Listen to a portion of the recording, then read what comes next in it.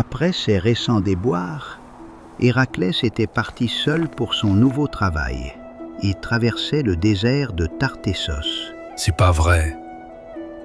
On dirait bien qu'Hélios a décidé de me faire littéralement cuire.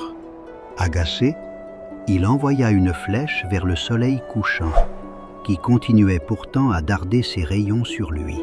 Ce qui provoqua l'hilarité d'Hélios, amusé par la tentative pathétique de ce mortel pour l'atteindre.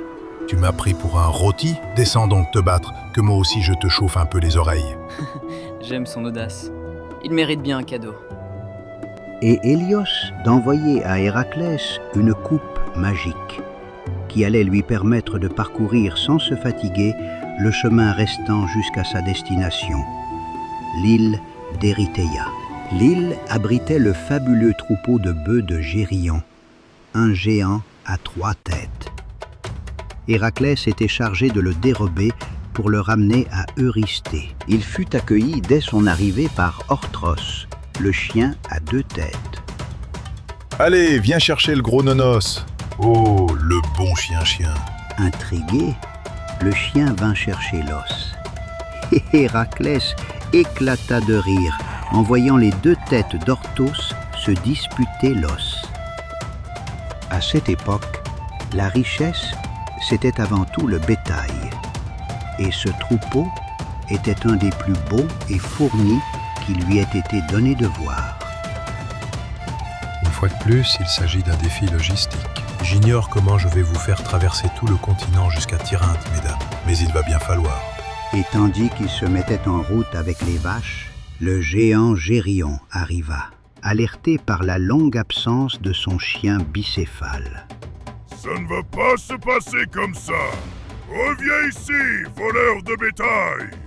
Pâteau et maladroit, ses pas faisaient trembler le sol desséché. Il se mit à poursuivre Héraclès, qui se dit que pour échapper à sa vision triple, le mieux était de se cacher en bas. Le géant ne savait plus où donner de la tête. Sors de ta cachette, voleur de vachettes.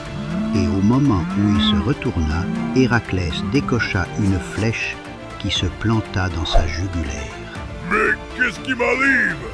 Y a un truc qui me pique la gorge. Héraclès avait visé juste. Le géant s'effondra dans un grand fracas. Commença alors une longue transhumance. Héraclès était parvenu à l'autre bout du monde connu. Il lui fallait donc le retraverser en sens inverse. Mais cette fois, avec tout un troupeau de bovins. J'aurais jamais cru que mener un troupeau de vaches soit plus épuisant que de tuer des monstres. Ces bêtes ne pensent qu'à manger et n'avancent pas. On y sera encore dans 2 ans à ce rythme. Les déboires d'Héraclès, évidemment, amusaient au plus haut point Héra, toujours vigilante du haut de l'Olympe. Il ne va pas s'en tirer aussi facilement. Ajoutons un peu de piquant à son voyage retour. Héra dépêcha un temps géant sur terre pour tourmenter le troupeau mené par Héraclès. Passe encore qu'il morde une vache. Héraclès pouvait courir après pour la rattraper, mais quand tout le troupeau commença à se disperser, il se trouva bien dépourvu. Mais calmez-vous! Ah! Eh oui, les vaches rendaient Héraclès chèvre. Il y eut encore la pluie de pierres lancée par les Ligures dans la plaine de l'Acro, et aussi la tentative de capture des vaches par le géant Cacus, avant qu'ils n'arrivent enfin, après des semaines de marche, à Tyrinthe.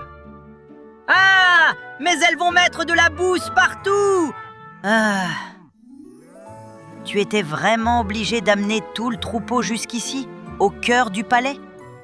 Je t'ai déjà expliqué mon point de vue. Je ne veux plus prendre le risque d'emmener qui que ce soit, mais il faut que tu aies des preuves concrètes de mes travaux. Oui, alors dans ce cas, on va arrêter avec les animaux. La prochaine fois, tu me ramèneras des fruits, c'est moins salissant. Mais oui, Riri a raison. Tu pourrais aller nous cueillir les fameuses pommes du mont Atlas, par exemple.